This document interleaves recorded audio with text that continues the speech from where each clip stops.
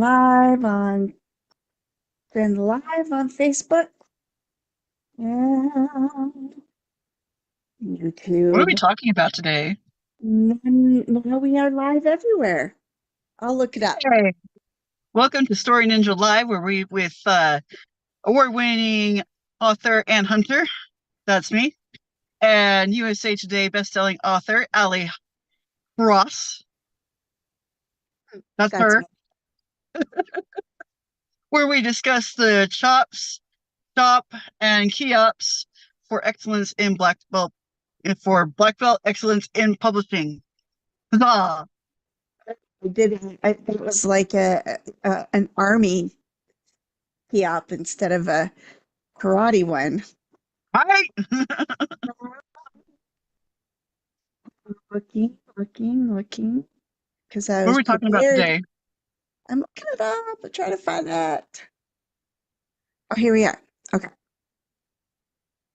Oh, July, we were supposed to be talking about freedom and independence.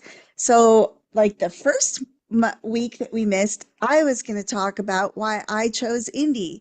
And the Okay. second week, you were going to talk about the pros and cons of traditional publishing and why you chose indie. And then today, I was supposed to talk about earning royalties. All right. That sounds boring. I guess we're all gonna we could match them all together.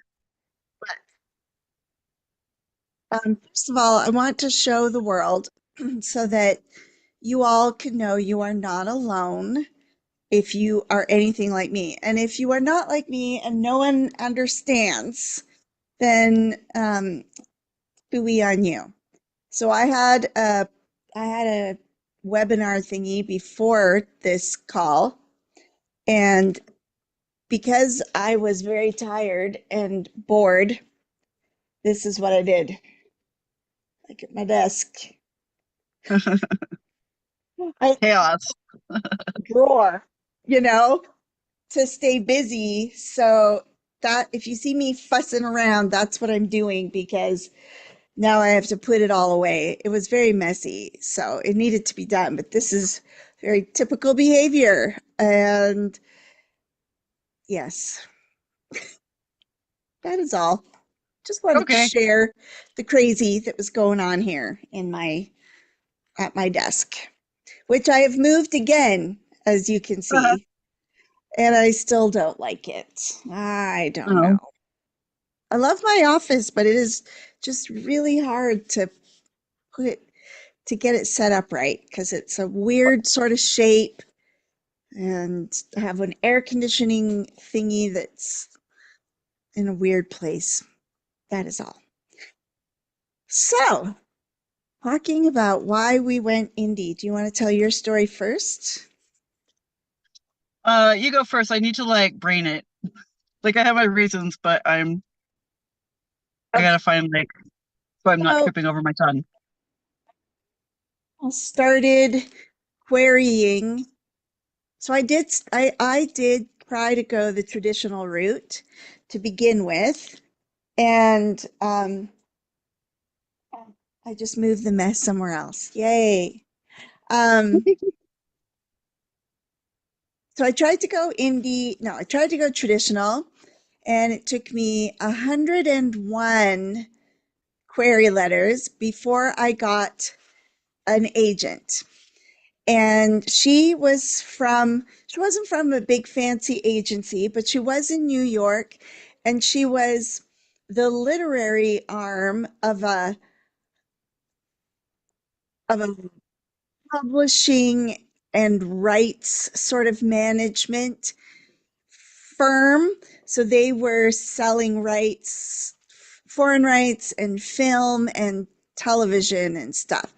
So I actually felt really honored and excited to get her because, it seemed like it would be more plausible that maybe my book would go to a movie. Because, of course, we all start out thinking, like, this is the best ever. And of course, it's going to turn into a movie. And what will I wear to my red carpet debut premiere of the said movie?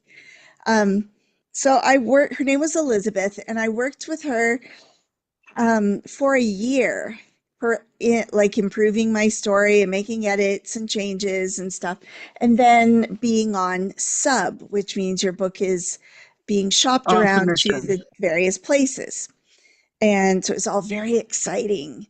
And occasionally I'd get an email like, um, Simon Pulse passed, or Harper Teen wants another read, like they're sending it on to their readers or whatever.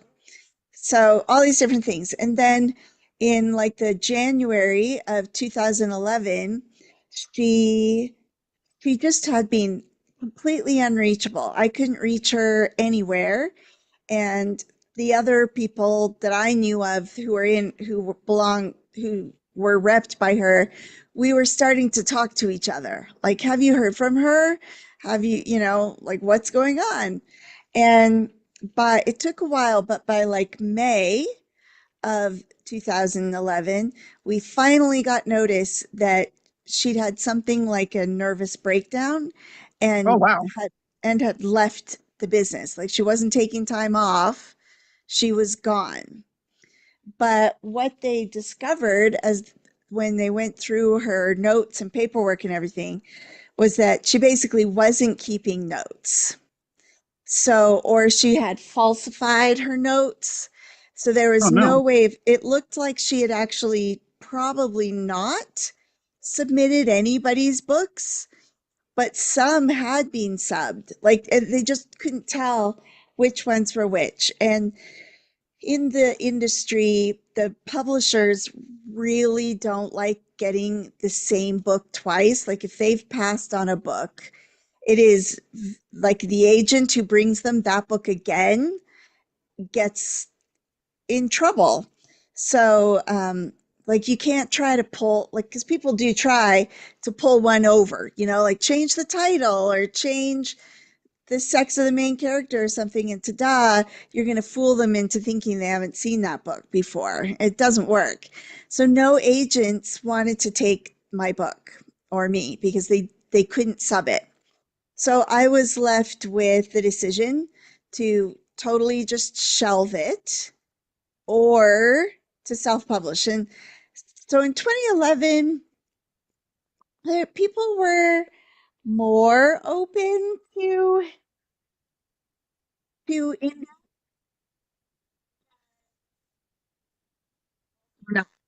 It You cut was out. really what?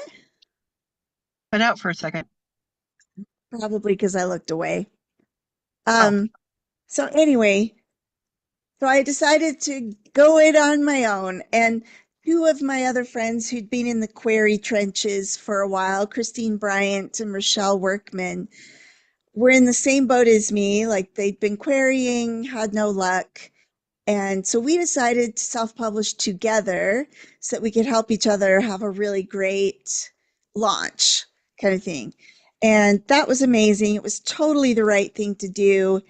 And we had a fantastic launch, and I've I love it. And I've published with a hybrid place since then. So since I had published like 18 self-published books, and then one hybrid book with this, well, one book with this hybrid publisher. And eh, I'd rather just do it on my own. I like the control of my royalties. I like knowing who my who my readers are. And yeah. So what about you, Anne? That's my super long so story. I had all my delusions of grandeur as a teenager, so I wasn't going in with dreams of getting a movies back contract or anything. I mean, I thought it'd be really cool, and it was fun to cast my characters with popular actors at the time. But I was sending out to agents and not getting any bites until one agent said, "I really liked it, but I can't accept it right now. Please don't stop. Please keep trying." And it was about that time that oh, and at the time nobody took self-publishing seriously. Like it was where failures went to die, Yeah. essentially. Do you remember Um, what year this was about? this was, give me a minute, like right, yeah, right around 2011, Okay. 2012. Yeah. And so um I'm like, well, I still want to do it. And I started researching into it. And I found J.A. Conrad's blog where he was talking about making $10,000 a month as a indie publisher. And I'm like, I want that. But then I was on the line because I also wanted the clout of having a traditional contract. And so I did Exists some, now, but boy, oh boy, back then it was even more, right? Like totally like, oh, you're self-published. yeah, Oh, like I said, it's where trash goes to die. yeah. It's the incinerator. You self-publish, that's it. Nobody, you're Takes never you gonna get, seriously ever again. yeah, yep, Who not needs to even be anybody in taken the traditional world. seriously? Phooey on seriousness. So I really wanted that $10,000 a month. So I started doing some soul searching. It's like, what do I want more? Do I want to have all this clout of a traditional contract, or do I want to be providing for my family? And the more I looked into it, I realized that the thing with traditional publishing is that they don't really advertise for you. Your advance is for an advertising budget. They may or may not put you on a table somewhere at a bookstore, brick and mortar. That also may or may not be there in the next decade because things are kind of, economy and everything. And then after that, you're going to end up on a bookshelf with your spine out. Nobody will see the cover. Nobody will know you exist. So, and then also you're paying an agent like 10 to 15% of your contract if you get a publisher to bite, which they will then take like 60 to 70% of your paycheck.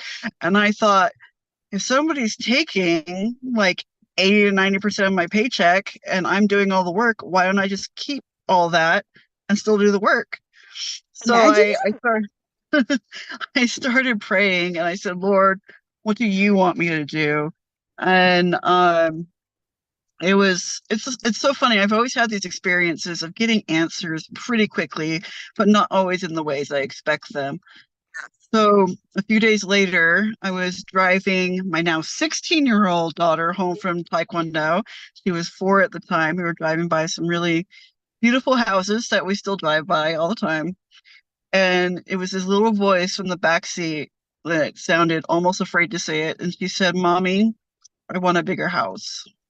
And that sealed it. And I just like started like tearing up. And I'm like, okay, I will try. Like that was my answer. So I started learning everything I could about the indie industry. And um, for the time, I thought I did pretty good the first year. Like my first book actually made money, and my second book made a little more money. And it's like chunk change, but $300 by the end of the year. And all 5 books that I released were nominated for the Whitney Awards. So I consider that a successful first year. And then from then on, I was able to like double or triple my income until I hit about 3,000 to 4,000 a year in income. So that's why I chose indie publishing, because it was what I was told to do by a larger power. so, like my first couple years were very successful. I made $75,000 my Wow. first year. And then I made like $35,000 the second year, even though I had 2 books out. And and then I made about the same the third year. And then I had 3 books out, so I was at about 35,000 a year. And then I took a break. I went and worked for Dave Farland, which was awesome, but I just could not write his stuff, like because I was ghostwriting some stuff for him, and compiling research and stuff for him. And I just could not bring myself to write while I was working with him. So that was um, and when I came back, I was it was like learning how to do it all again. And even though I still had my newsletter list, by then everybody's newsletter lists were ginormous, Hmm. and mine were like I've been about 2000 since 2011 kind of thing. Like I really have never been able to grow it much bigger, and now well, last year was the first year I could no longer claim my income or my business as a business because it didn't make enough money 3 years in a row. And so it's fascinating to me because I know, I mean, there are people who are still making, well, they're making six figures a month indie publishing, Yeah, crazy. but it is much harder now than it was 12, 13 years ago. Because Hmm. 13 years ago, there weren't as many books to compete with. And I don't know why. Maybe I was better at, well, I mean, blogging was still a thing back then. And so I don't know. It was easier and I made money. And now it's harder and I don't make money. But I also don't try. Like there are actual things way beyond social media or whatever that I could be doing. And and I know what those things are. I just haven't been doing them. And I haven't been writing to market. It's possible that my first series did so well because of the timing, that it was the right book for that time. But it obviously, even though it made me money, it obviously wasn't as successful as it could have or would have or should have been because it didn't have staying power. You know what I mean? Like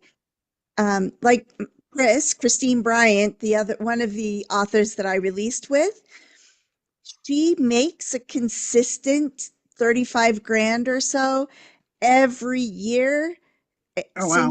since she released her books, and she has not released any more books. Her book has 3 books in it, and that's it. She hasn't written anything else. She doesn't blog. She's Wow. not on social media. She's nowhere. She's not online at all.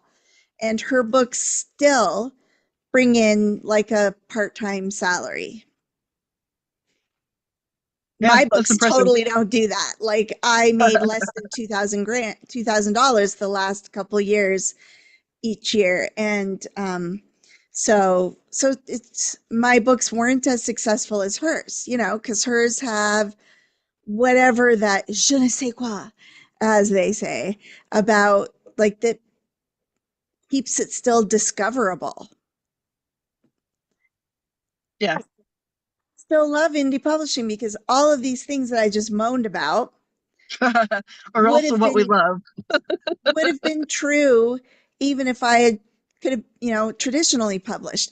I heard some traditionally published authors talking on their podcast the other day, and they were talking about people getting giant, like not giant, but like bigger um, advances selling to a Mhm. traditional house, but how long they're going without seeing any more money because their Yeah. books are not selling. And they said a statistic like traditionally published book sells like 12 books a month.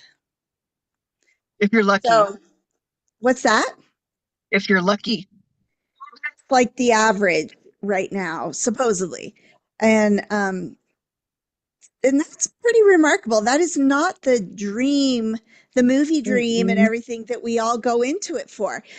Plenty of indies sell 12 or less books a month. Like that's about what I sell. So that's that kind of income. Um, but indies can change their prices if they see that sales are low, or they can do sales, or they can choose to give their first book as a loss leader or as a zero sum to bring people in to buy the rest of the series. Trad Pub authors can't do any of those things. They have Yep. no power over what is done with their book. And so yeah, I mean, I think you could go back and forth all you want, but nowadays I truly think that indie publishing is purely a professional choice or Yeah. decision. hmm And more readers are taking it seriously. They don't see the difference between an indie book and a traditional book anymore. They're like, Well, it's a book. Somebody worked hard on it. It's a book. Book's a book. my readers many times, because I have trouble believing it because that's just me. Um, and they totally don't care, don't know whether a book is traditionally published or not. Yeah, And the only thing, in fact, they lean more toward liking indie because the books come out a little faster. Like an indie author is more likely to give them 2 or even 3 books a year. at a time. Yeah, Whereas if they're publishing traditionally, they they're, got to wait like a year and a half between yeah. books And so then because then that phenomenon, it takes 2 years to submit like around to the for the agent to submit around to publishers and then for it to go from manuscript to physical copy. yeah, yeah. And a lot of times, especially on an untried author, they will not give they won't buy the series. They'll hmm buy just the first book, and it depends on sales for that first book. But if that's the case, That you want them that's to give you frustrating like because a really it's small advance because you want to earn out. Otherwise, they may not purchase the rest of the series. yeah, And once you get your rights back, you can't write and publish the rest of the series. So your readers are just high and dry. And that's pretty lame. yeah. And it's sad because like an indie publishing series is like what makes all the money, in my opinion. Yeah, that's not even an opinion. That's fact, man. That is fact. So there's a lot to consider. And I think that, so let's talk, Anne. Who do you think should seriously try for a traditional contract versus going indie? um so both of them have like their own restrictions. I know for a fact um nobody would pick up Norfolk in the traditional world, even though in the past there's been super successful series like Saddle Club and Thoroughbred and Kennerwood Crest, just because of the content. And it was a story that I wanted to tell. And a lot of times, traditional publishers will ask for major changes that don't always sit right with you as a writer. Like, yeah, I'll do it, but there's just examples of like they want more sex added, and it's like they're teenagers. Like, yes, in the real world, teenagers are doing that, but the whole point of reading is escapism. So we want to write the story that we want and take away attention from the heavier stuff. So I think if you've got something you're willing to edit, and this is terrible to say, sell your soul for, go the traditional route. If you're willing to put in um, a huge learning curve in learning to do everything yourself, willing to take the rap for it, uh, willing to um, do everything it takes to be successful in an indie market, then go indie. So there's, that if you are, so that was good. Let me see if I can add to what you said. Um, I think that if you are a person who the idea of of like social media scares you, you might want to consider traditional. Because even though you'll still be required to do your own promotion, you're not the only one on the stick. Like, you won't what? What? Traditional publishers are still looking for people who have a social media presence. The better So it's yours. like I just meant even if you're what? trying to escape it, you're not going to escape it. But if you are, if you really think you can't do it, you definitely won't be able to handle self-publishing. But so like your only option then, and if you really don't want to think about it, like you want to just write your book and send it off and not have to think about it, I guess traditional could be good for you. Because when you are self-publishing, you are intimately responsible for everything. Like you'll hire out for an Hmm. editor and for a proofreader, etc. But in the end, you're responsible. You're still the one responsible. And if that is scary to you, being the one responsible, like if your book sucks, if you've self published, if your book sucks, it's all on you. You can't go, yeah, my publisher put a terrible cover on it. You know, um, it's you. So if that terrifies you, then go traditional because you'll always have And a scapegoat. What? that's what I love about indie publishing is that um, you have control over the cover, you have control over the content, you have control over where it's seen. It's all on you. But on the flip side of the coin, if everything's terrible, it's also all on you. Yeah, and as an indie, I I like that it's on me because I'm something of a perfectionist. And also, if a reader finds a typo or an error as an indie, I can go and fix it. And Yeah, that's nice. every purchase after that has the fixed version. Whereas as a so I have a little story time for you. When I released First Kisses Suck, a vampire novel, I got a comment from a review where they said that I had totally mishandled blood. And it really bothered them. And they told other authors that they had mishandled blood. And they just really wished that authors would study that. I thought I had, but I had made a mistake. But the thing is, I was able to fix it. I went back into the book and edited those sections where they handled blood. And then from then on, I handled blood correctly.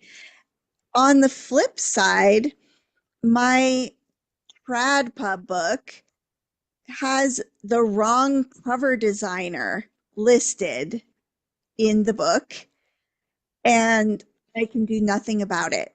And it kills Ah, me because the cover designer is not getting credit for the cover. And yeah, because it hasn't sold out its initial run or whatever yet, they won't make any changes to the file until it goes to another run, which it probably will never do. So um And meanwhile, I feel terrible for my designer because they didn't get the credit. And there are So other shout them out mistakes. now. Yep. Shout them out now. Kuroishi. Kuroishi, um, yeah, is awesome. Kuroishi. You can find her on Facebook. She's amazing.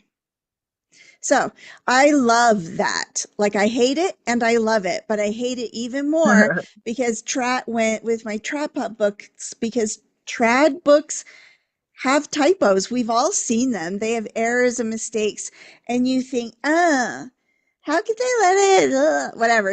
We judge them. They judge us. We judge them. It's part of the thing, but it is not the author's fault. The author did their best to submit a clean draft, but it's the publisher who is ultimately responsible for correcting typos. Every writer has typos, misspelled words, misused words. You know, those ones, I can't remember what the term is, like there, where they, Yeah, different things past and past. Um, like mistakes are made. But when you're traditional, it's up to them. And you'll more likely run into situations where they're not willing to make the corrections than that they are. Whereas you can, oh, let me just fix that right now. Zip dee doo dah, go into the file, make the correction, boom, upload it as an EPUB, send it to KDP, and by the next morning, you have corrected that all is anybody, well. all is well. Yes, it's brilliant. And similarly, when you release a book through a traditional publisher, um,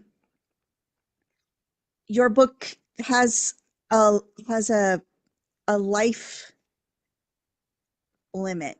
I can't think of the right word. I want to say life Shelf expectancy, life. Shelf shelf life. life. Okay. Um, and so do indie books, right? Like we put covers on them that were cool 10 years ago.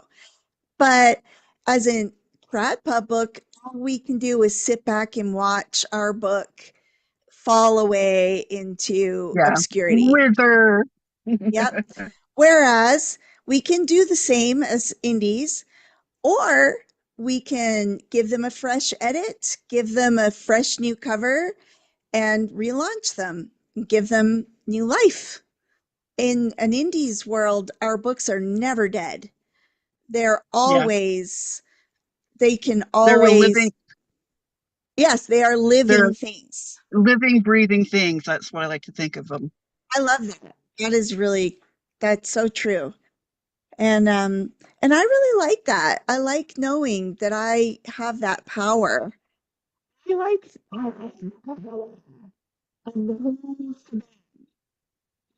being able to hire one cover designer, and if I don't get what I want, I mean, I've lost money perhaps, but I don't have to settle.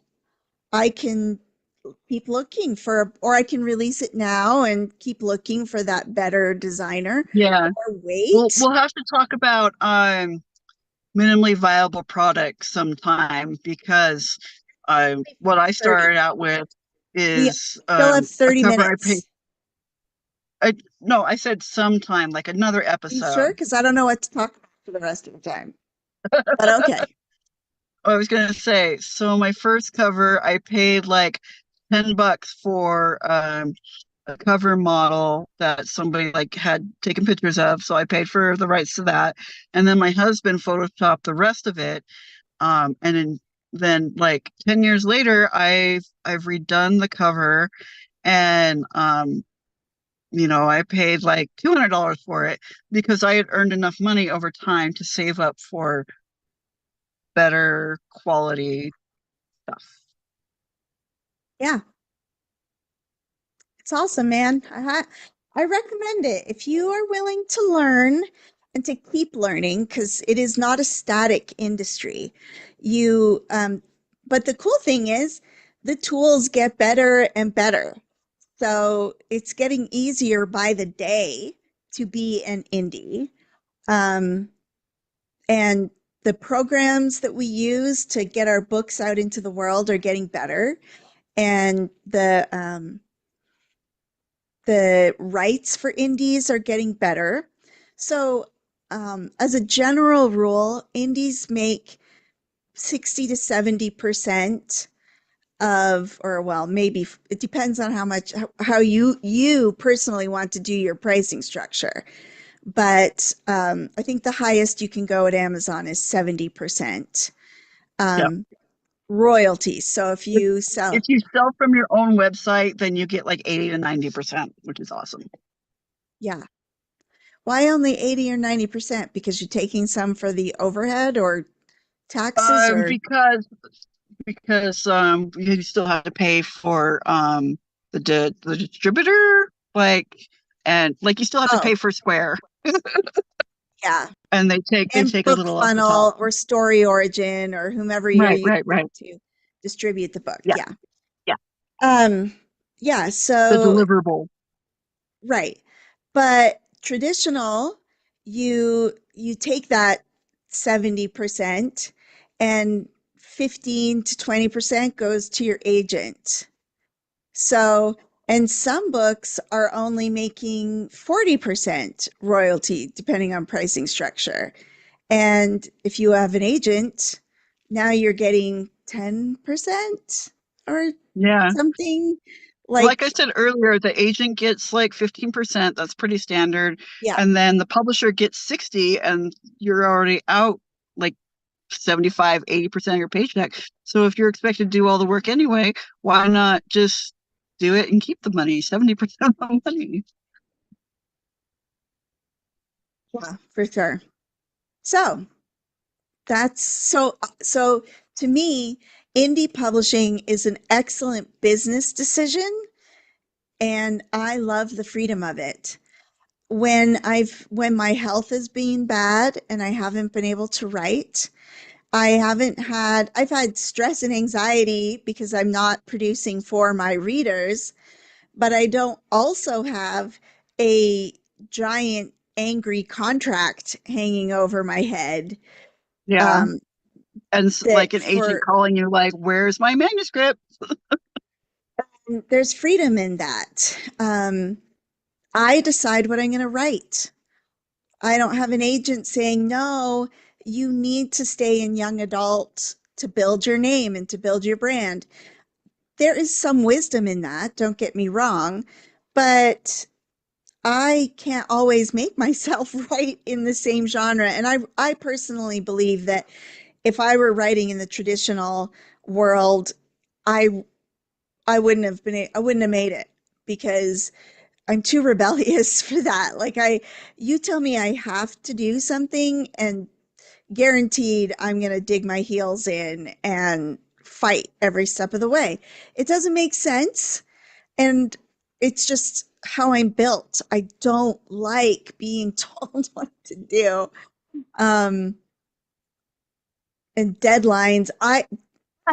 When I make deadlines, like if I put a book up for pre-order, I'm always hitting it because I know what that deadline is and I'm setting it, and the mistakes are all mine and I'm going to take the responsibility for them.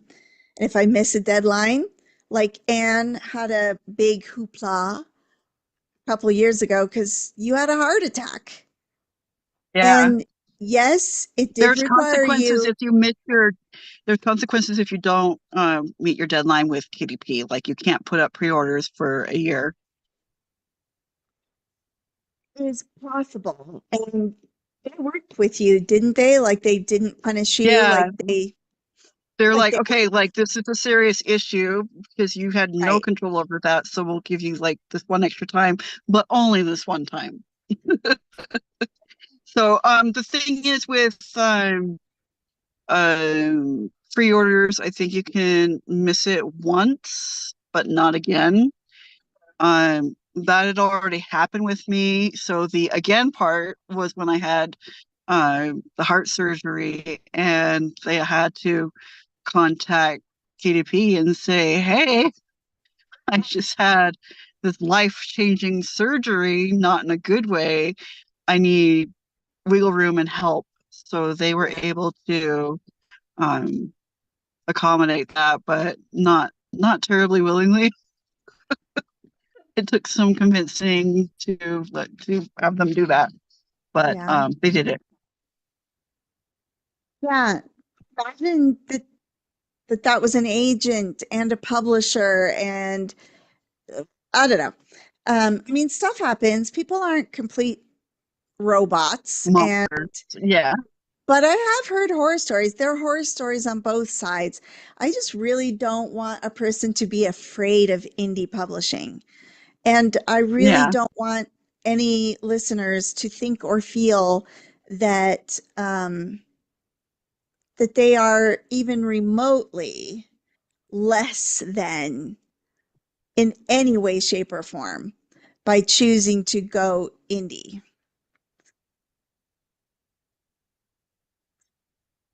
yeah. Yeah, indies rule, man. Woo! I agree. I agree. I agree. £70. I agree.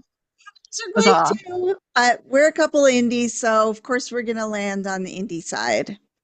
Go Hmm. listen to My Mom Writes Books if you want to listen to a couple of chicks talk about traditional publishing, because that's Charlie Holmberg and her friend whose name I can't remember. I'm so sorry. And Sorry, Charlie.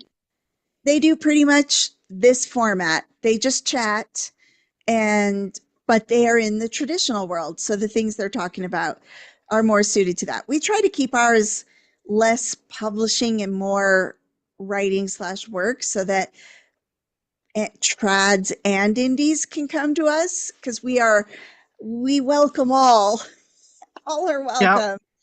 But if you want to get That's the beauty of the mat. yeah, if you want to get deeper into specializing in traditional, then there are lots of podcasts and shows for that. So, anyways, how's your writing going, Anne? We didn't talk about that at the beginning of the show. I am guilty. I have not been showing up on the mat, and I have the shame Last week we missed our show because I because was writing. I got so Anne into my was on the writing that I mat. completely. She But since texted then, it's me. just been She forgot to bow out of that mat, like off of that mat, to come and study and work be on on this one. this Yeah, mat. Yeah.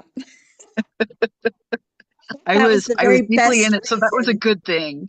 But Yeah. since then, like I haven't written. I need to go back. Yeah, you and I worked on a problem for that class I'm taking. I still need to submit it to my coach. How do you feel about have you settled on a log line for that? No, I have not Okay. Good luck because I with am that. guilty of distraction. You had a baby's birth. Oh, last week, I guess it was Grace's birthday. And the week before Yeah, that was the week that you were writing. So you've had a lot going on. It's summer. It's hard to it's weird because I don't even have kids like in that way, but there's yard work and home improvement things, just a whole bunch of stuff that becomes a priority this in summertime that is distracting. mhm. So, um, as for me, I got a shiny new idea. Yay. Yeah, it's really nice because I haven't had one for a while. And I have other stories I could have written, but not nobody. Hadn't had anything new for a while. So I think we always sort of worry. There's a little bit of panic that sets in that I'm not going to be able to have another cool idea, but I did. Yay. And Yay. so, and I spent a whole day working on it and wanted to just keep working on it, but I have gone back to a project that is almost done. I mean, it's not almost done. The first draft is done. So, Huzzah. huzzah. So I need, I have books that are finished, man, and I need to work on getting them out. So, and I've been working on a couple of my two nonfiction books that I want to get out. So, and I've started work on my keynote speech because I'm trying not to, I'm, I have been learning that as a grown up with ADHD, I need to plan backwards. I did Hmm. that for story makers this past year, and it was the best experience I've had where I wasn't sitting up fixing PowerPoints at like 3 in the morning and stuff. I worked backwards and gave myself deadlines well in advance of the actual conference so that I could still have my mad dash panic at the last minute, but it was way more mild, Hmm. So, so I got thinking that the speech is only like 6 months away. And that, like, it's easy for me to go all the way in March of next year. And so next year feels like it's eons away. And Unless you're like me, and that's tomorrow. with me and like, I really don't have a good sense of time or what needs to be done and how long each thing is going to take. At least I don't when I'm looking at it forward. I could totally leave this until December and go, holy crap, now it's 3 months away, kind of thing.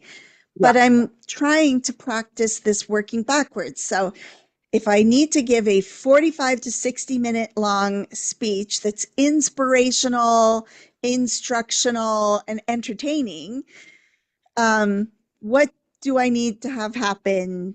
Like, what are all the steps that need to happen? And then I can give each step lots of space.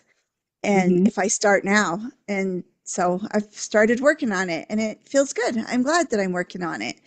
Plus, it Good. keeps it kind of more front of mind. So I'm more likely to have ideas and things.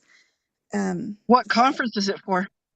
it's the Story Makers in Kansas City. Oh, cool.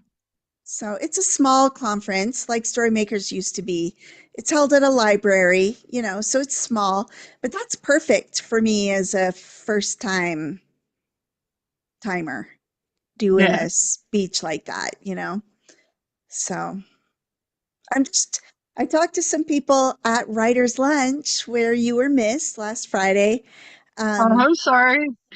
um, about it. And really, it's not a whole lot different from teaching a class. You're just not giving out handouts and you're being a little more inspirational, and I can share more stories. So, really, it should be awesome because I always talk too much for my classes. And so now I'll be able to talk and whatever. So, yay. That's it. Your Yay. turn. Do you have anything to talk about? Um, Not really. I just had weird dreams last night.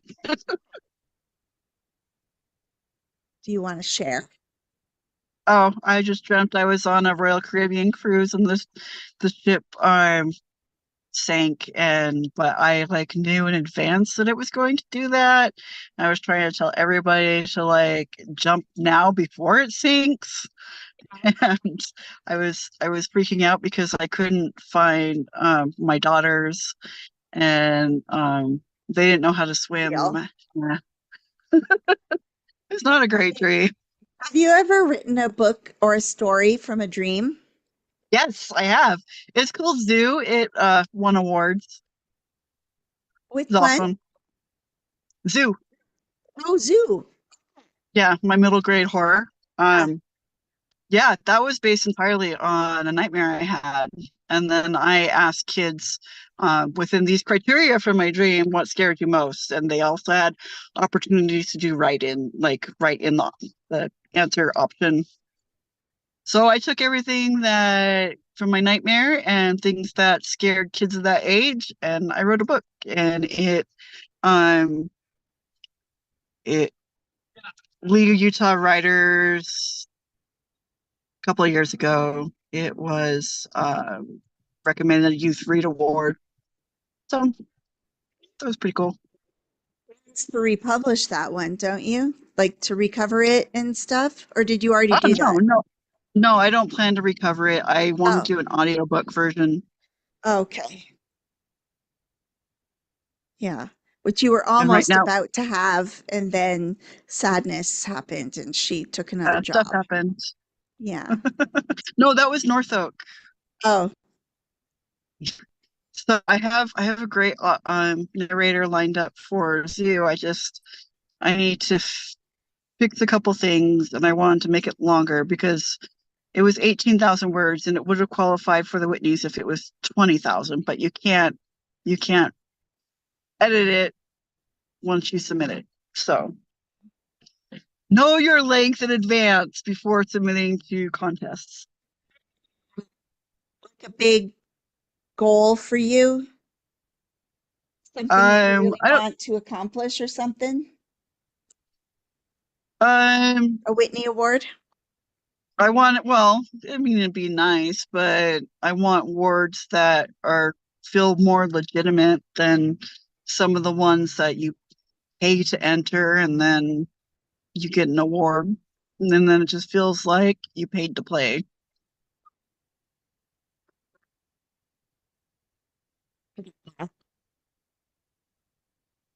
So it's still my dream to my top award dream is to win a Newbery. Yeah. In Utah, it feels nice to have won a Whitney because Yeah, locally people have respect for it, but it has no national clout. yeah, Like an agent or a publisher or a movie producer, which really matters most, or a streaming service, they don't care. yeah. Um, and because it's just a local award. Well, Hmm. it's not actually just local because people, but it's a small competition still. Yeah. But here it means something. And it's so, and it's pretty because I have one. Now we got to get you one. Yeah. I'd be willing to distract them if you want to run in and grab one off the table. We could go and get it engraved with your book on it. No, that's cool. I thought you were just doing a cover, but it's cool that you're going to lengthen it because you talk about it with a lot of love and it Yeah. deserves to have a chance at an award and stuff. And if that just means Yeah. that it just needs to be a little longer, that's cool. Yeah, in addition to like querying kids, I also ran a young writers group at my daughter's school that year. So Yeah. kids actually got to help edit it and work on it. So I think it was like it's a horror story basically made by kids for kids, and that's what makes it special to me.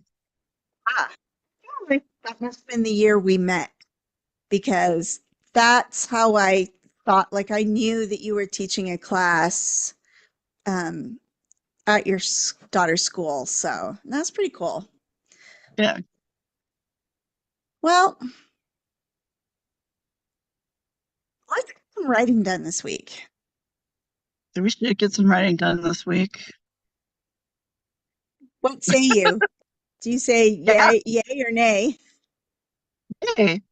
I've got a truncated week because I'm going to Boise to put on this bridal celebration party for my friend Sherry, who is getting married in Jerry August. Sippin?